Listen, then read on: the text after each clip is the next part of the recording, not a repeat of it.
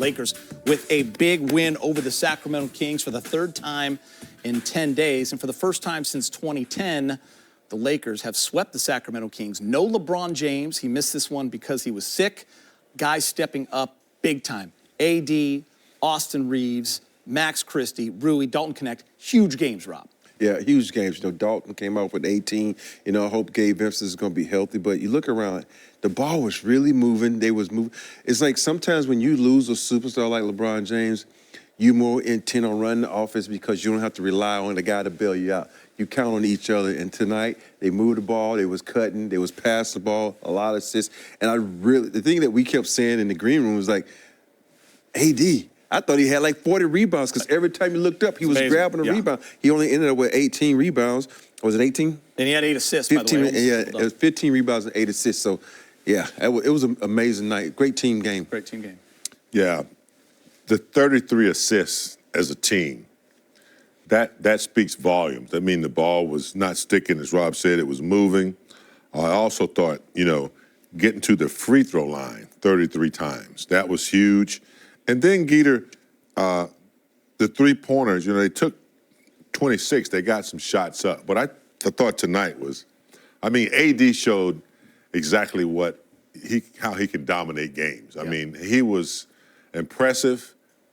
He was dominant. He was strong. He was physical. He made good decisions. And then Reeves, I have to say, he's our best ball handler. He's our best point guard because he can do a lot of things from that position, especially score. And, you know, I thought Rui early on. I thought, you know, the team effort, they look really good as a team. And, you know, Sacramento's a good team as well, but the Lakers protected their yard, and they got the victory, but they needed it. Let's start with Austin Reeves, career high in assists with 16. He also had 6 rebounds, by the way, 3 for 4 from 3, 9 of 16. 26 points, big game. You just talked to him about him, so Rob, I'll start with you, then James, you can jump back in. You know, James hit on something about the ball handling, right? Especially with the King not there, LeBron James, everyone kind of stepping up, but AR just so comfortable in that role and did such a nice job of dictating pace tonight as well, Rob, and really knew when to get that ball moving and when he can drive and take it himself. And he was huge in that third quarter. I know he didn't like the way he played in the fourth, but in that third when Lakers separated and got up by 20, he had 8 points and 5 assists in that run. Yeah, you know, a 42-point third quarter, that's a lot. And a lot of that was led by him. He had a plus 15 in this game, and he was just running the show. I think what's best about Austin Reeves is nobody can hurry him up. When you're able to play at your own pace, that makes a big difference. And the crazy part of his pace is not that fast. It's not like a De'Aaron Fox where it's herky-jerky. He getting from point A to point B in like 0.2 seconds. He plays at his own pace, which is a nice, smooth pace, which allows him to throw guys off because sometimes guys are so into this hectic, fast pace that they're playing so far ahead of you that you're able to get the foul call. That's why he's able to get to the free throw line. I just thought he did a tremendous job at finding people because the best thing you can do is penetrate and kick, and his kick was finding open shots. Christie, Rui were knocking down threes. It was just a beautiful thing to watch. Yeah, it's amazing how, like, some players that handle the ball can push the pace with quickness, like Rob just said. Reeves can push it with just ball handling and being a threat. Some guys have speed, and, you know, they're not as much of a threat. They have the speed.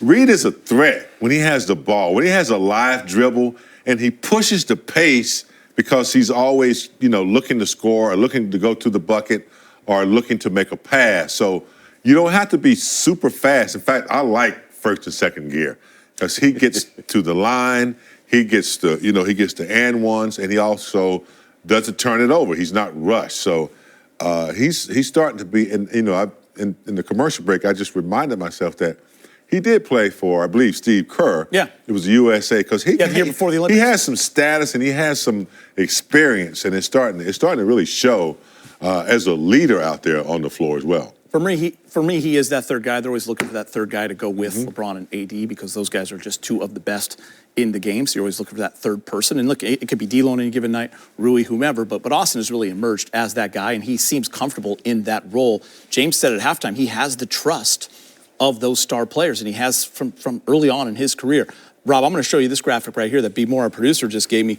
You look at guys that have had 25 and 15 in a game, and you have some Laker OGs right there. But you got Magic, Jerry West, you got the King, LeBron James, you got Nick the Quick, Nick Van Exel, and Norm Nixon and AR. So that's pretty good company, Rob. That's great company, especially look at the guy with 44, Magic Johnson and the great Jerry West. One of those things about guys who can control the game with their scoring and their assists, they're a dual threat. And when you have a dual threat player on the floor, it's impossible to stop because he's like, do I stop him? Is he going to pass it? And then as a defender, you don't want to help out because you know he's going to kick it to your guy, and you're going to look bad because your guy just scored. But then he doesn't. He scored like, oh, that was my job to double and stop me. You're just in trouble anytime a guy can do that. And Big Game, just how dangerous it makes this team. Listen, when LeBron has the ball for the last 22 years, there's nobody better, right? But off ball, he's just as dangerous. And what that does for him, having a guy like Austin Reeves, where he doesn't have to have that ball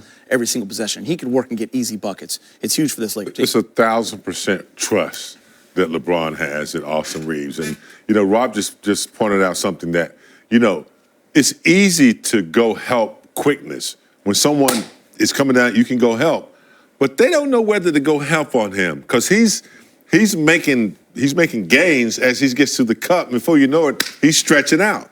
So I love the fact that LeBron, you know, he can just throw it to him and have a lot of trust in him. His teammates trust him, and whether he's handling the ball, and if he's off ball, he'll stick a three in your face. And, you know, that's what I love about him. Not afraid of big moments?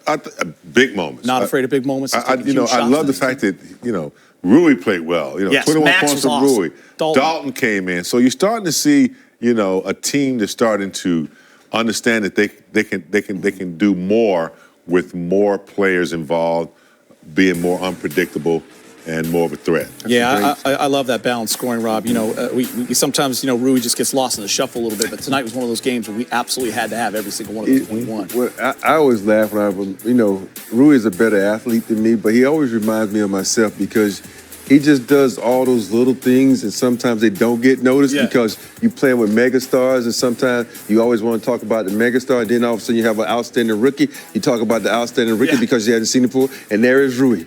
Stuck in the middle, like, hey, guys, what about me? Now, so it's exciting. What about me? And you think about lately, Rui has been knocking down threes at a high clip. This dude has been averaging 20 points the last couple of games. He's been playing extremely well, getting to the cup, not turning it over. But we ain't going to talk about it because of the other big dogs. The big tip-out rebound against Sabonis to save us the game. James, can we finally put this narrative that has really bothered me like it was one-on-one? It's almost like they were the two quarterbacks. But, you know, Sabonis had the upper hand. You know, that stat would always come out on Twitter and everyone, you know, he's 8-0 or 8-1 against AD, whatever. Well, let's put that to bed.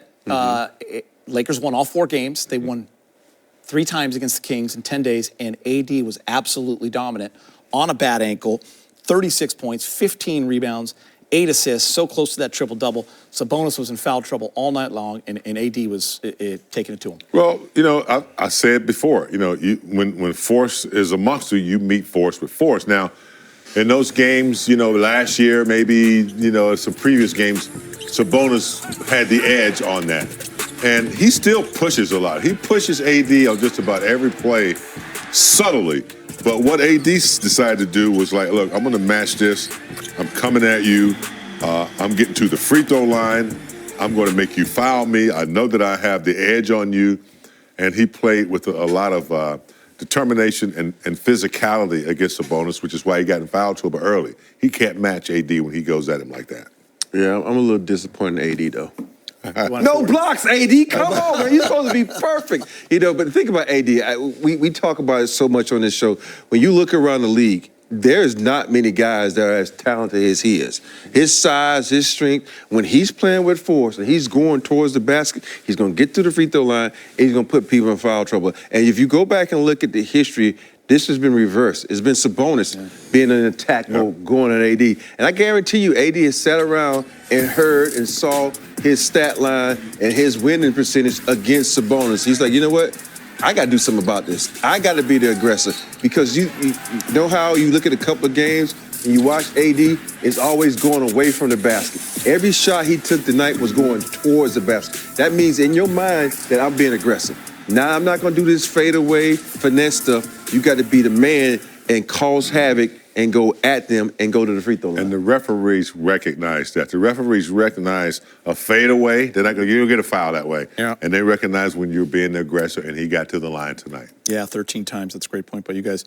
James, before we get to JJ, you mentioned the three-pointers, and you said they shot 26 of them, which is a number that I think JJ would like it to be more if the game is the right kind of flow. But he'll take 14 to 26 all day long because, James, they were great shots. Ball was moving, efficient, 54% from three.